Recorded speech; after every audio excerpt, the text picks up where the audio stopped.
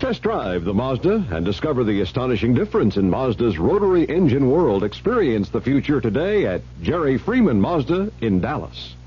The CBS Radio Mystery Theater presents...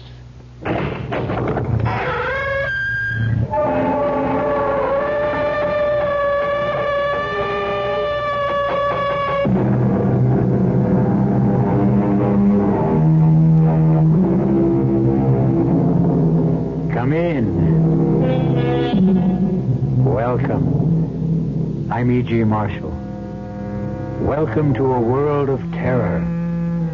To those of you who have never experienced terror, it is but a word, quite meaningless, really, altogether without substance. But to those who have felt its icy touch, it has the same mind-shattering meaning it had for Jane Prentice when Iris Patterson told her... You'll just have to pretend you know nothing about all this. Act like a bride. Like a bride? No, I can't. It's up to you. You're really in no danger at this point. You won't be till you sign the insurance application. I won't sign it. You'll have to, so you don't arouse his suspicions. Oh, and one thing more. Yes? Whatever you do, don't cross him. Do as he says, precisely as he says. Always. Or we may not be able to save you.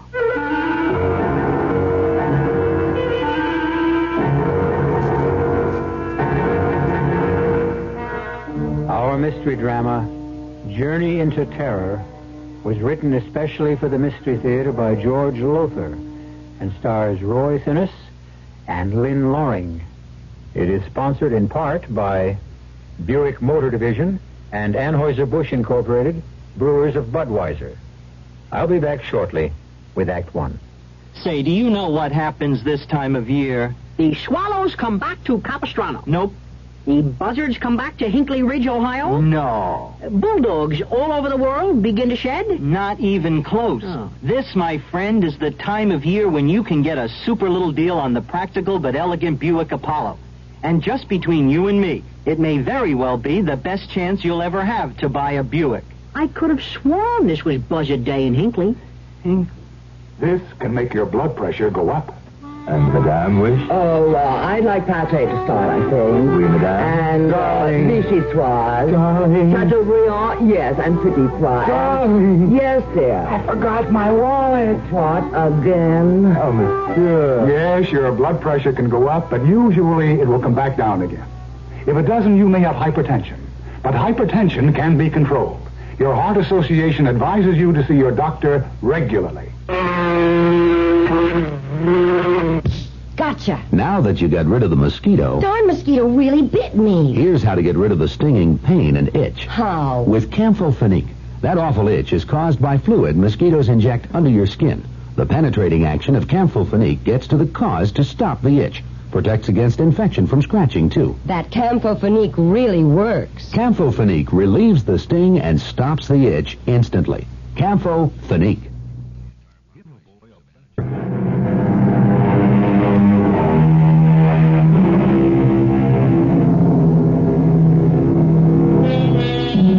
We never know what the morrow may bring, do we? Indeed, what unexpected turn of fate may change our lives within the next hour. The truth is, we may well see but ignore telltale signs which warn us of danger ahead. And when the blow falls, wonder how in the world we could have failed to take heed. Jane Stoddard took no notice of the telltale signs and as a result faced death in a horrible form. I certainly admire the way you're taking the sudden change in our honeymoon plans, Jane. You're a real sport. Nonsense, Tom. Whither thou goest, I will go. To Detroit instead of the Bahamas on your honeymoon? It's not your fault your wealthy client lives here instead of Nassau. Patient, Jane, patient, not client. A very handsome and talented one. Do you have patients all over the country? All over the world. You mean we're going to be traveling constantly? Oh, no.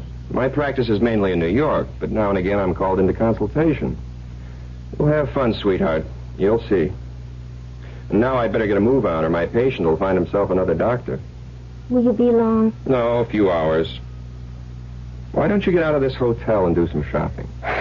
Maybe. But right now, I think I'll just stretch out and rest a bit. Good. Then you'll be in great shape for the theater tonight and some dancing later.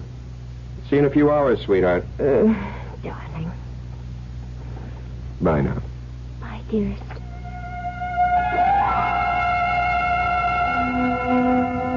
Oh, dear. To think I could be sunning myself on Paradise Beach right this minute. Nice, hard bed. Oh, it feels good to stretch out. Turn on the radio. Get some music.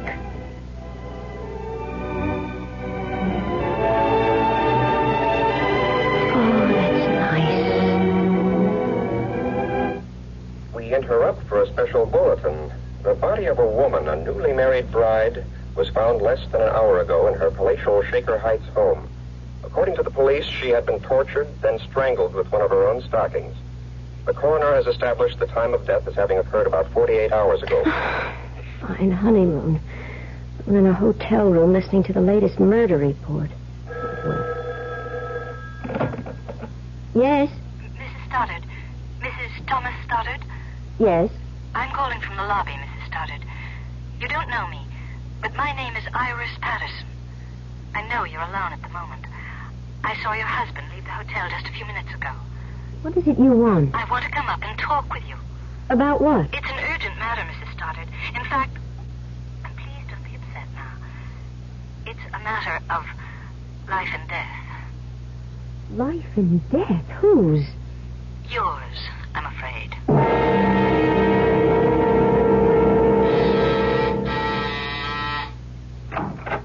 Come in, Miss Patterson. Yes, but Iris will do. My credentials. New York City Police. Special Branch Detective Division. You're a detective? Yes. Well, what in the world do you want with me? Mrs. Stoddard, what I'm about to tell you is going to shock you. But please keep in mind that, at the moment at least, you're in no danger. Danger? At the moment? What are you talking about? Let me explain. About an hour ago, the body of a young woman, a bride, was found in her home in Shaker Heights. I just heard the bulletin on the radio. Did you? What has that murder got to do with me? She was murdered by your husband. Here, please, here, let me. No. No, I'm all right.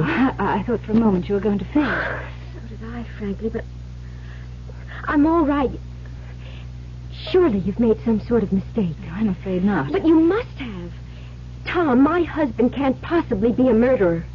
No matter what you say, I can't and I won't believe it. I don't blame you for feeling as you do, of course, but perhaps you'll believe me if I tell you a few things about yourself that will surprise you. Such as what? Your first meeting with Tom Stoddard was accidental, or rather appeared accidental. What? Why, yes. I mean, it was. It was in New York City. It was raining. We both hailed the same cab at the same time. And at his suggestion, you shared it. Yes. It happened roughly 10 days, 2 weeks ago. Yes, but how do you know? It's his M.O., his modus operandi, the way he operates. Now, I'm quite sure, for example, that you have no family to speak of, no mother, father, they're dead, no brothers and sisters. That's true. And few close friends. You lived alone. No roommates. You're absolutely right, but I still His victims are always young women who are alone in the world. You see, this helps to make them easy prey. I mean, they're lonely, they yearn for companionship, and are perfect setups for a whirlwind courtship. He swept you off your feet, of course. Oh, he did. Flowers, candy, dinner dates, theater. It was... I was ecstatic, but... No. No, you can't be right. You have made a mistake. A terrible mistake. Mrs. Stoddard, Jane, if I may. Yes. We have made no mistake.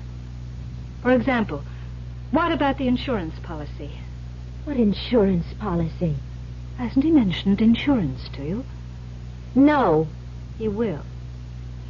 Hasn't gotten around to it yet, that's all, but sooner or later, probably sooner, he's going to want you to take out an insurance policy for a large sum, naming him beneficiary.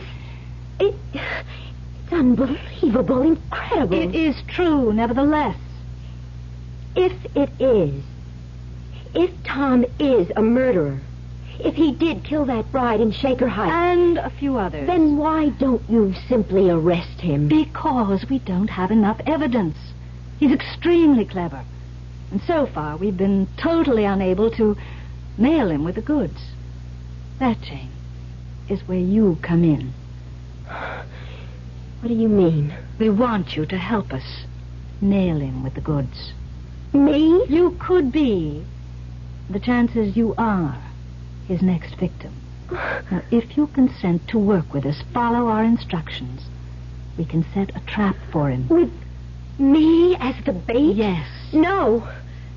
I couldn't do that. I haven't the nerve for anything like that. I think you have.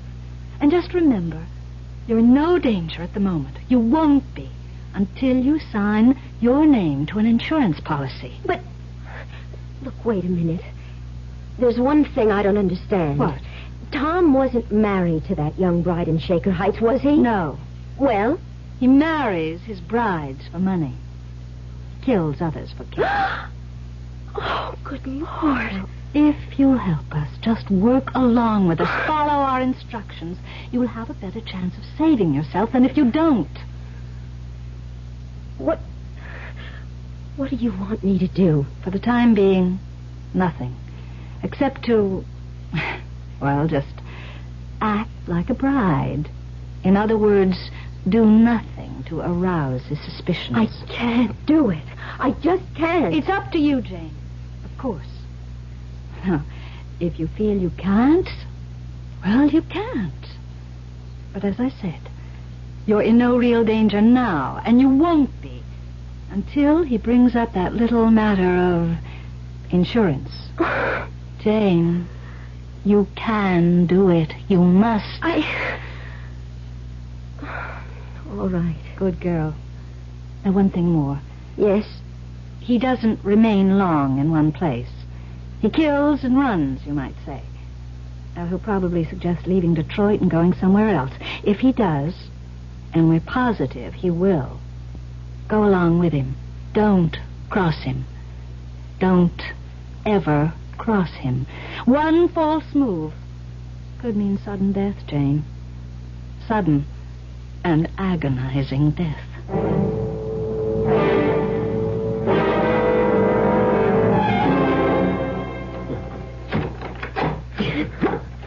I thought the third act was a riot, didn't you, Jane? Yes. Yes, it was, Tom. I noticed you didn't laugh much, though. Of course I did. It seemed to me the only times you laughed were when you caught me watching you. Tell you the truth, honey, you've been kind of depressed all evening and trying awfully hard to act as if you weren't. Well, to be honest, Tom, I'm just not feeling well. Well, maybe you are yearning for Nassau and the Bahamas. Wishing you were there instead of here. I'm with you, Tom, and that's all that matters. Sure? Couldn't be surer. And anyhow, I like Detroit. I'm enjoying myself. I'm sorry to hear about that. Why? Well, we're leaving for Los Angeles in the morning. Oh? Well, what do you mean, oh? Just, oh. Tom, why are we going to Los Angeles? Another patient? No, I had a call from Greg Benson, a colleague, a friend of mine. He's managing the National Conference for Psychiatrists in Los Angeles.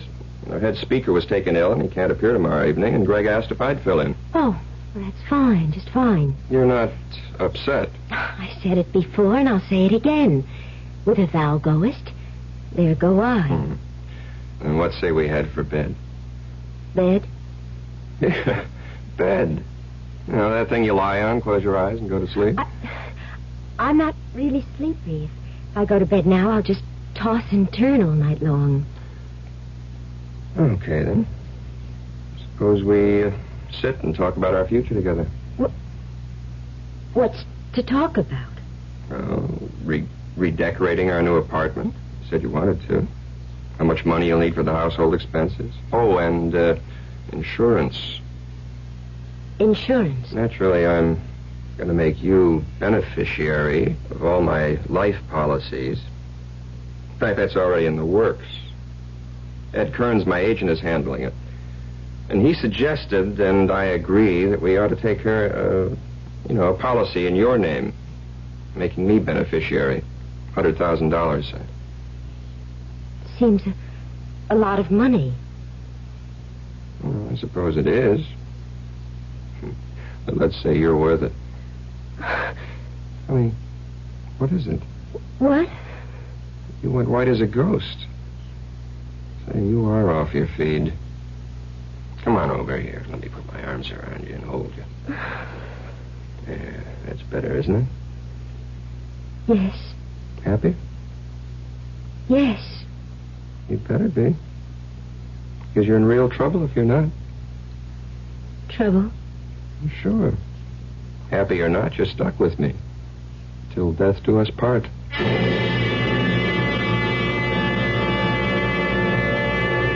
It would appear that Tom Stoddard is not only a murderer, but a murderer with a sardonic sense of humor. The full import of those words from the marriage ceremony, the import of Tom's use of them, is by no means lost on Jane. And for the first time in her young life, terror becomes more than a word. It becomes an actuality. I'll be back shortly with Act Two.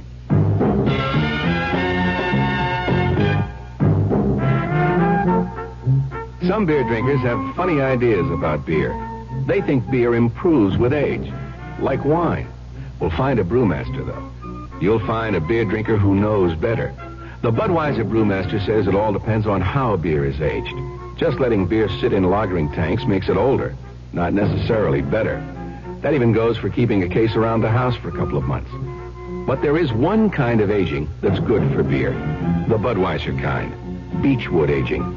In this kind of aging, something happens. It lets all the flavor of the choicest hops and best barley malt that go into Budweiser get through to you. Sure, it takes more time and trouble to brew Budweiser that way, but brewing beer right does make a difference. Anheuser-Busch, St. Louis. Just because you feel scorched by hot summer weather, there's no reason why you should have to walk around looking scorched.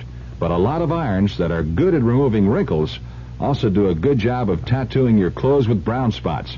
Frank Lieber here for True Value Hardware Stores, who have something to make burning and scorching a thing of the past. The new Scorch Spray Steam and Dry Iron by Hamilton Beach. It has a unique fabroscope that signals you when the iron has reached the correct temperature for any fabric, so it can't scorch or burn.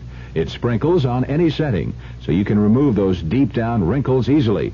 And it's self-cleaning. Cleans itself through the back and not the vents, so you won't end up with dirt, lint, or chemical deposits on the sole plate. Take the worry and guesswork out of ironing. Get the Hamilton Beach No Scorch Spray Steam and Dry Iron. It's just $9.99 at the True Value Hardware Store nearest your home.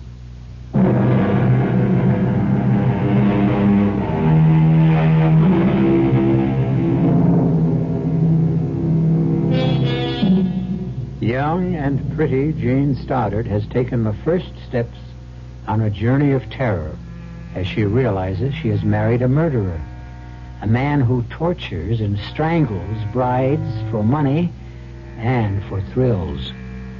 Detective Iris Patterson of the New York Police Department has warned Jane that Tom Stoddard kills and runs. And now, as Jane finds herself with him in a Los Angeles hotel suite... So, once again, my darling, I'm off. Fine honeymoon I'm giving you. Where's the conference being held, Tom? Belmonte Hotel. Why? I just wondered. You didn't say, and if I wanted to get hold of you for any reason. Don't. Don't? Don't even want to get a hold of me. I'm going to be up to my ears in work. Oh. Well, all right. I'll see you later.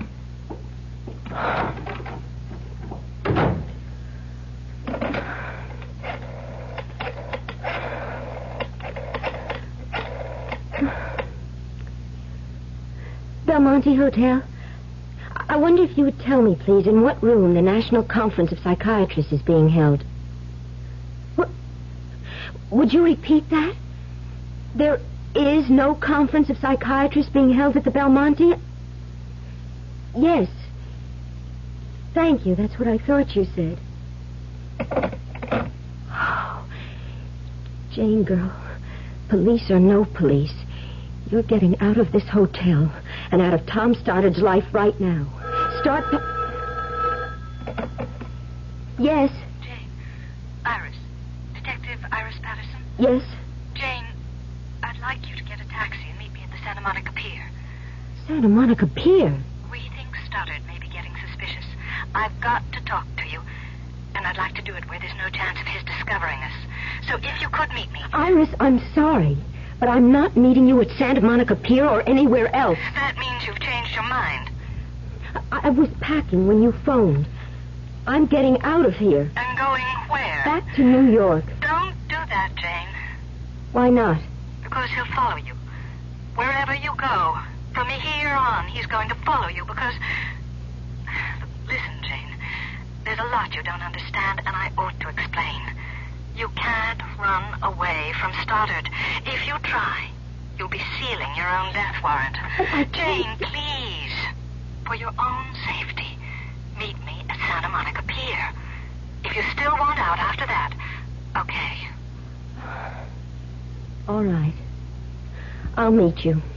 When? Half an hour. I'll be watching for you.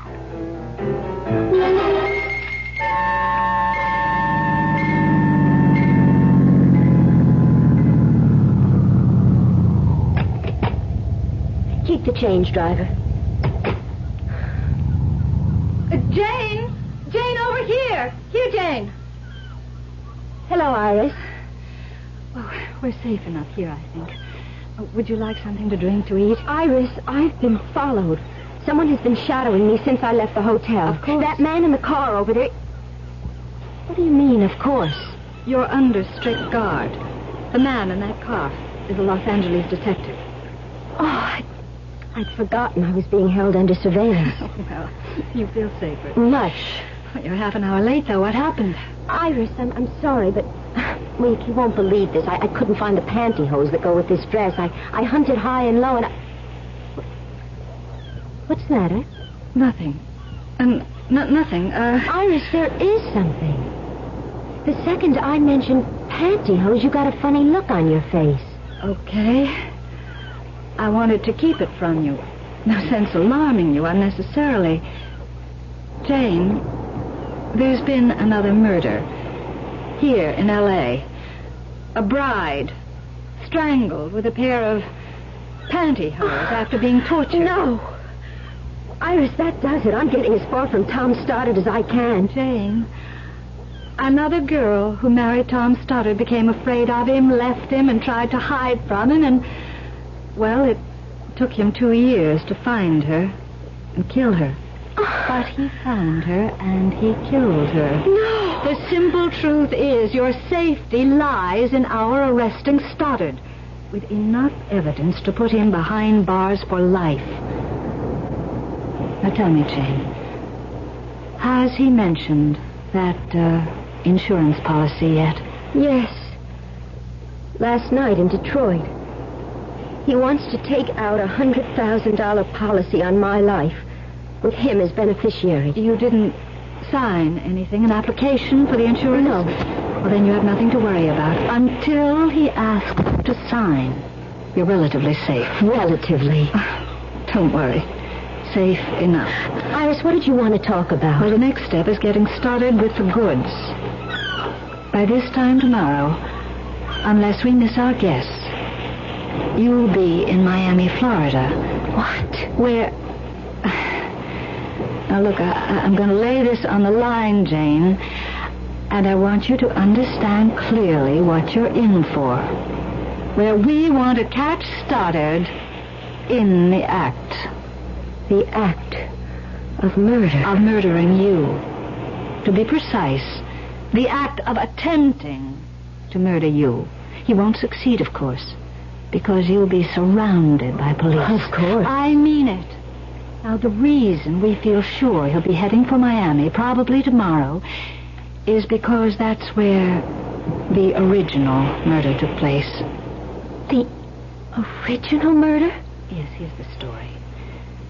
You see, nearly 5 years ago, Stoddard fell in love with a gorgeous... well, sex pot, madly in love. They met and they married in Detroit, came here to L.A. on their honeymoon, and then went on to a beach cottage a few miles north of Miami Beach. Why did he murder her? All right, I'm coming to that. Stoddard had to be away for 24 hours or so on business, and he left his bride in the cottage. But then he changed his plans, you see, unexpectedly, and came back to find her with another man. He killed the man first.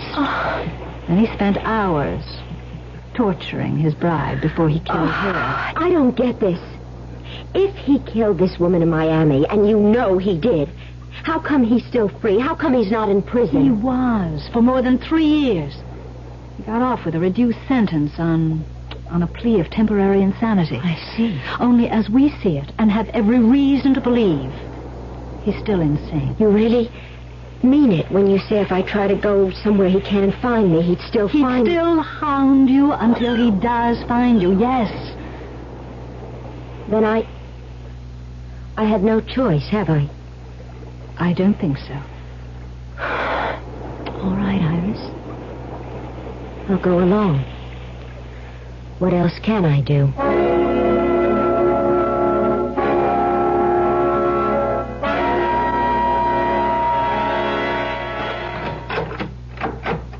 Honey, I'm back. Coming. I was just fixing my hair. Oh, now you can fix me up with a welcome home kiss.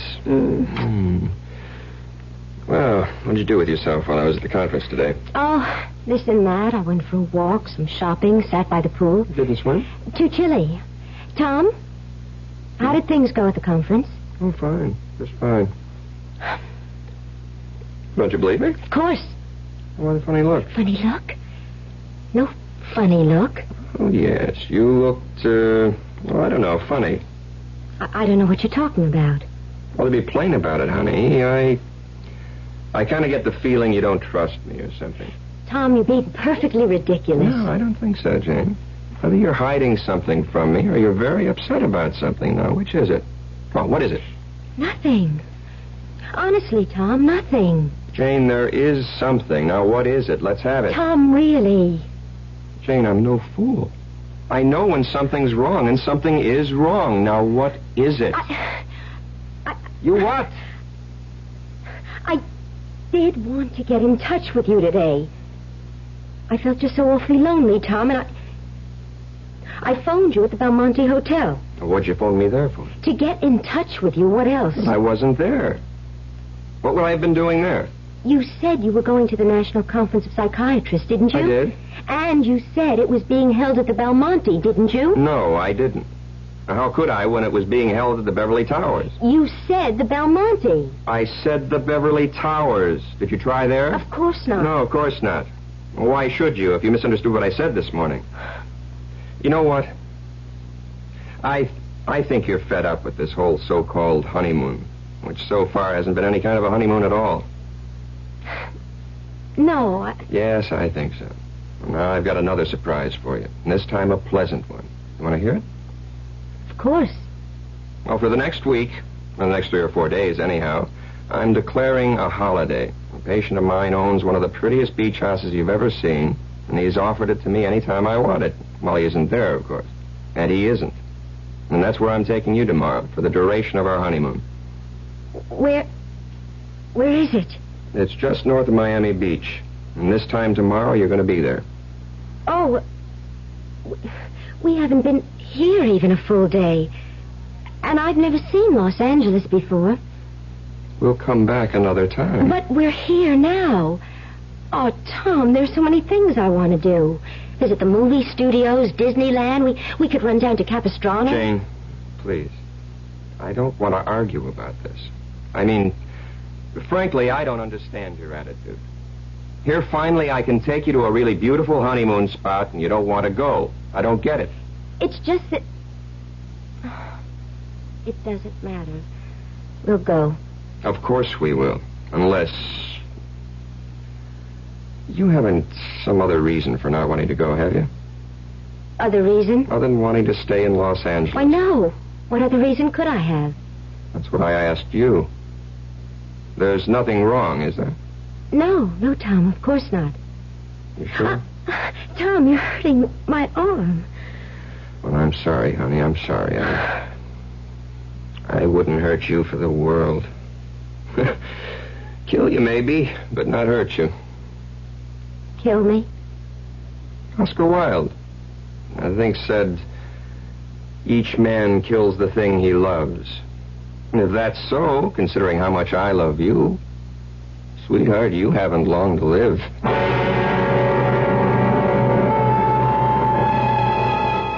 So Jane Stoddard moves along, step by step, on her journey into terror.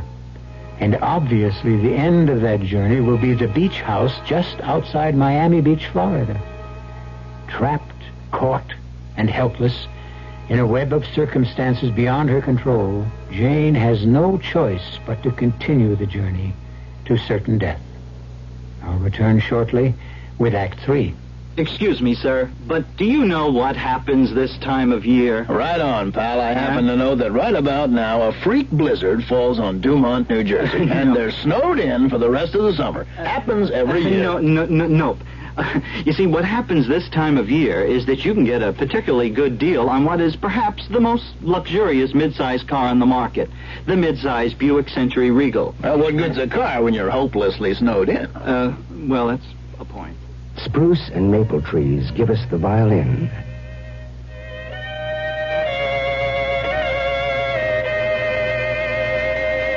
And if we don't stop burning them down, we'll have a little less music. Sometimes a gentle rain in one place adds up to a raging torrent in another. A torrent that can uproot lives as well as trees. Essence of beauty, breath of immortality, man's cherished treasures. Magnificent Oriental treasures await your viewing at the Haiku Gallery, number 175 in the Quadrangle.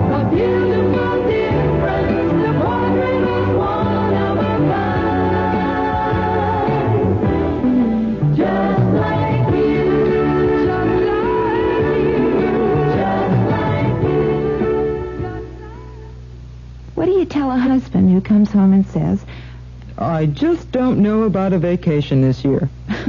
Well, you tell him about Ramada Inn's family plan, where your kids 18 and under share your room free. And you tell him about the toll-free Ramada Inn's reservation number, 800-228-2828. At least that's what I tell him. At Ramada Inns, you're always welcome home.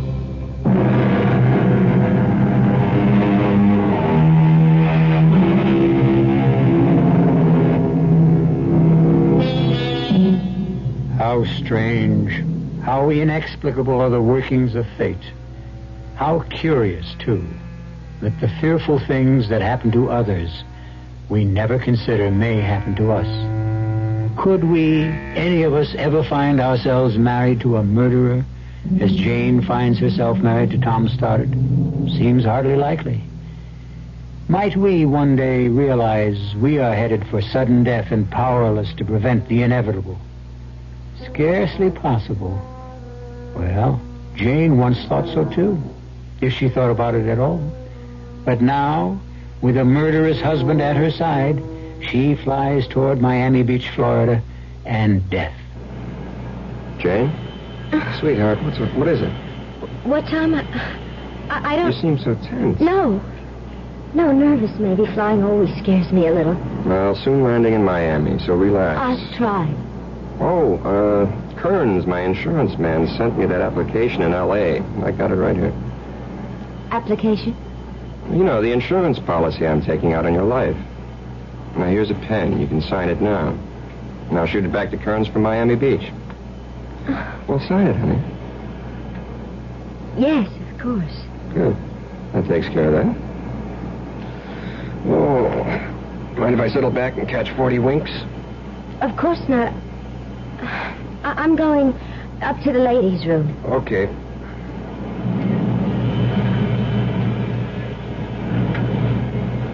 Iris. Jane, you mustn't see you talking to me. He's taking a nap. I saw you come on board. Iris, I just signed for that insurance policy. $100,000 and naming him as beneficiary. Did you have to? No choice. That's too bad. I hoped he'd hold off on that till I got things squared away with the Miami police. I signed my own death warrant, you say? No.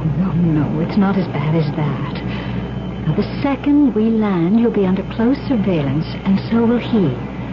Follow instructions, and you won't have a thing to worry about. I wish I could be as sure of that as you seem to be. You can be. Just trust me. Now, go back to your seat before he wakes up. The last thing we want is for him to see us together. Jane? I can hardly bear to sit next to him. Hang on to your nerve, Jane. We're close to the end now. I just hope it's not the end for me.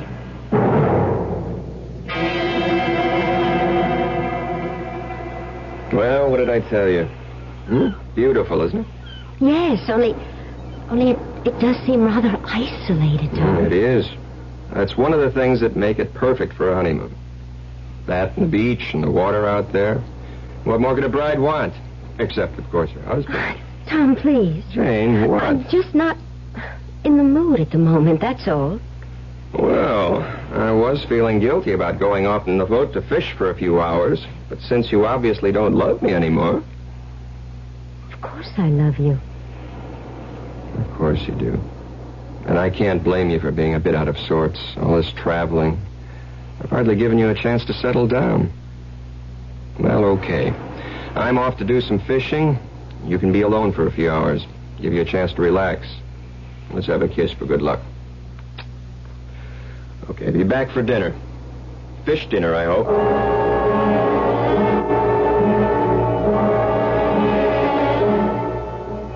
Jane! Oh, Iris. Thank heaven you're here. Tom's gone fishing. Yes, we know. We watched him leave in the boat half an hour ago. We? Myself and 2 detectives assigned to the case. Now, look, Jane. I've got something to tell you you're not going to like. Just try to keep calm, will you? Yes. All right, here it is.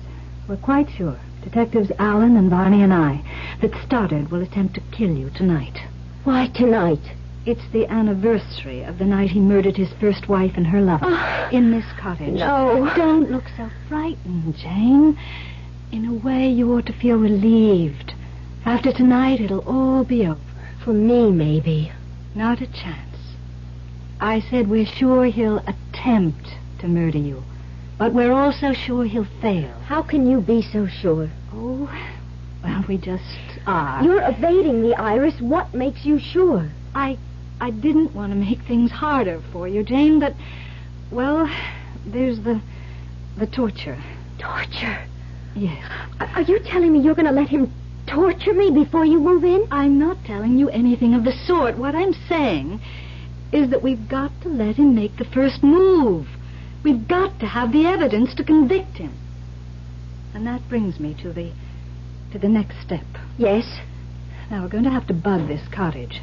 Set up a tape recorder with concealed microphones in each room. Why? Because once he has you, that is, once he thinks he has you where he wants you... No, I can't go through with this. Jane, you can.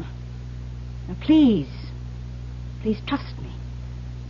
As I say, once he thinks he's got you where he wants you, he'll do a lot of talking. He'll get pleasure out of telling you who he really is and how he tricked you into marrying him and what he intends to do before he murders you. Now, Detectives Allen and Barney and myself will be here in the house recording every word. And, Jane, dear, I give you my solemn word. Once we have the evidence, we'll move in on him so fast he won't have a chance to lay a finger on you.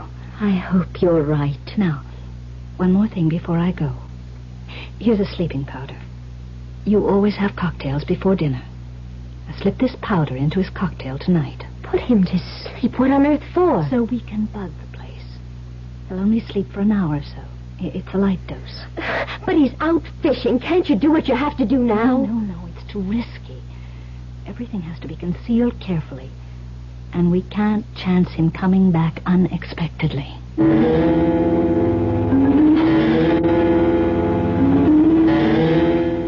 Home as a sailor, home from the sea, without a single fish to show for it. Oh, Tom, no luck? Oh, lots of it. All bad. But you should have seen the one that got away. Well, at least I can drown my sorrow in a couple of dry martinis. You? Yes, I'll mix them. No, I'll do it. You relax now. I've been doing it all afternoon. I may not be much of a cook, as I'm afraid you're going to discover at dinner, but I do know how to mix a dry martini. Well, a dinner is only a dinner, but a good dry martini is a drink. Whatever that means. Well, it must mean something. I'll think about it. Well, what'll we do tonight after dinner? Get a drive to Miami Beach? Why don't we just stay here? Well, that's okay with you. Perfectly. It's going to be a full moon. We can sit on the beach and watch it come up over the horizon. A perfect moon for a perfect honeymoon. Here. Thank you. Looks good. Tastes good, too. You make a fine dry martini. Thank you, sir. Let's have these out on the porch so we can watch the sunset. Good idea. Oh, this deck chair feels good. I'm more worn out from fishing than I thought. You've had a lot of air and sun. That sun was hot and bright. Even with sunglasses, the glare was hard in my eyes. Yeah. You didn't put anything in this martini, did you? No. I feel sleepy. So suddenly. As you said, the glare of the sun on the water. Worse than I thought. Oh, boy. I just can't keep my eyes open. Can't stay awake. Oh, I'm sorry. Don't mind me. Close your eyes. Rest them. Yes. I never felt so asleep. What was that? Nothing. The glass slipped from your fingers. Don't worry about it. I'll clean it up. You sleep. Tom? Tom? Good. Iris! Iris, here! He's asleep. Fine, Jane. That's just fine. You handled everything exactly as I wanted you to. All right, now what? Let's go in, so I can decide where to place the mics and the tape recorder. You didn't bring them with you. What? The microphones and all that. No. Those detectives will bring it. No. Well, if you haven't got it and they're not bringing it... Glass doors, why are you locking them? They have to be. Whatever for? Because that's the way it was. These glass doors were locked when I came back that night. What? Came back unexpectedly and found Jim with her.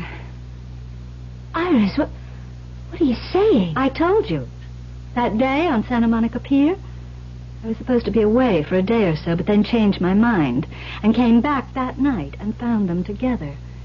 In bed together. I killed him, but I tortured her. Iris. Put her through the hell I would go through later, thanks to her. You? Yes. And now you. You'll go through the tortures of the damned. Like the bride in Detroit, in Los Angeles, and finally here. You tricked me from the first. Tricked you? Why, you little naive fool. It was no trick at all. My only problem was that husband of yours asleep out there. Trying, always trying to be one jump ahead of me. And sooner or later he'd have succeeded. Tom was after you? Has been. Since I escaped from the asylum. No. You don't know who your husband is? Well, of course you wouldn't. You hardly know him at all. He's not just a psychiatrist, my dear. He's a psychiatrist with the New York Police Department. Oh, poor fellow. I escaped on the very day he married you. The police needed him. They needed him badly to figure out where I'd go, what I'd do, and he did figure it out. Only he was always just one step behind me, not one step ahead. This makes no sense.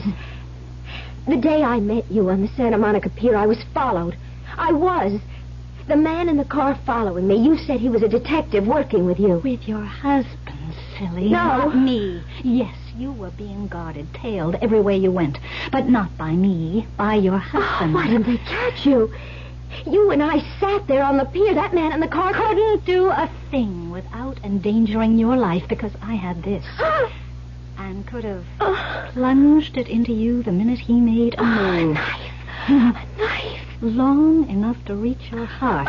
Sharp enough to do to you what I did to her. No. Before I strangled her. Slowly strangled her. No. Oh, please. Stand still. Now, don't back away. Yeah, that's all right. Move back. Just keep moving back into that corner where I can get at you with this knife. Where I can start working on you. A little cut here, a nick there, a stab in just the right place, making it last. The torture, making it last as long as... Don't move! Iris, don't move! Just don't move. Now drop the knife. Tom! Oh, Tom, I put a sleeping powder in your drink. A drink I threw away when I said I'd join you on the porch. Yes, Iris, I have been one step behind you. But this time, thank God, I've been one step ahead of you.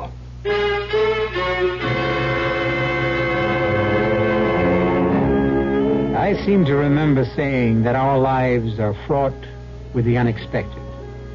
Also seems to me that, wrong as I can be at times, this time I was right. Glad I was. Jane Stoddard was only a pawn in the game the fates play. But thank heaven, she remains a living pawn. I'll return in a moment. Who knows how to help you solve your shopping problems? Your Better Business Bureau knows. What with all this oil shortage and all, Mrs. and I are talking about having our furnace checked out. I wonder what we should do. I can give you some advice about what to do. Yeah? Who are you? I'm the man from your Better Business Bureau. Now, it may be true that your furnace is in need of repair or even replacement. But don't be rushed into such a decision. Shop around. Get 2 or 3 estimates. Don't sign any contract until you have read and understood it thoroughly. And if the installation requires alterations to your home, be sure a permit has been obtained if required. And don't sign a completion certificate until that work has been satisfactorily completed. Just another tip from your Better Business Bureau. Once upon a time, there came to pass a new law, and great changes came over the people. They were happy and busied themselves at work they enjoyed. They were kind to the earth, and it gave back to them. No one had to lock doors or put fences around their land. Everyone had enough to eat. The sick and the aged were cared for. The people stood proud and tall. In the land of make-believe, there were no poor. The Campaign for Human Development is working to make the same thing happen in our real world. Campaign for Human Development, United States Catholic Conference.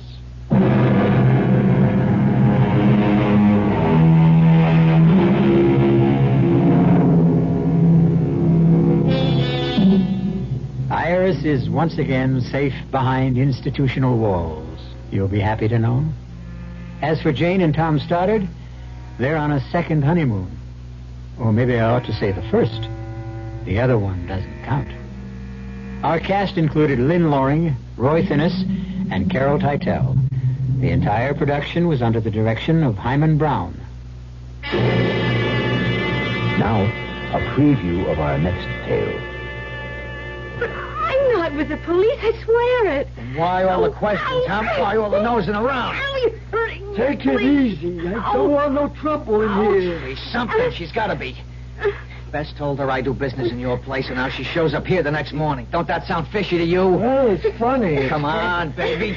Jimmy, don't. I was just the statue. Oh, I just wanted the statue. The what? I guess she needs this thing. What's the statue got to do with...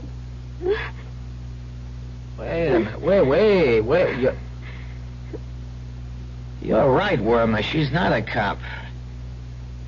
Yeah, she's been acting like a cop, but that's not what she is. Please.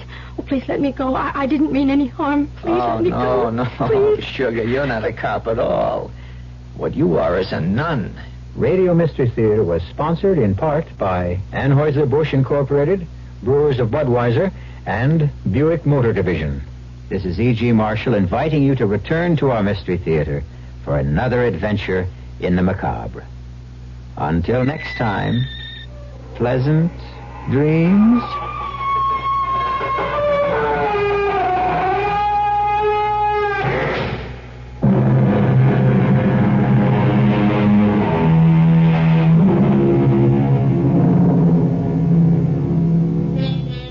We have a telephone call to a lady in Vermont. Hello? Hello, Mrs. Faga. Yes, it is. My name's Jim Ladd, and I'm calling up people who own Honda Civics. Oh, yes, I was on the beach. It came running. I didn't know they had beaches in Vermont. Oh, I have a beautiful right on Lake Champlain. Can the Honda Civic see the lake right now? Yes, it can. We really enjoy the car. We love it, really. Do you really? We're still getting about 32 miles to the gallon. So you've got the 4-speed. And we've got the 4 kids. They all really enjoy it. Everybody does. Mrs. Faga, stardom is yours if you can sing the Honda Civic jingle. Oh, boy. I'm trying to think, Tom. Oh, boy. All right, you're on the air, and people you've never even met are listening. Oh, my goodness. I wish I could sing it. If I knew the tune, I'd sing it for you. Make one up, because we don't have one. Honda Civic is a friend of ours. We enjoy it all the time. Hope to see you on the road. Meet us and toot and say hello. That's thrilling, Mrs. Faga, and Honda Civic appreciates it. Thank you. All right, goodbye. Bye. You're listening to KRLD Dallas.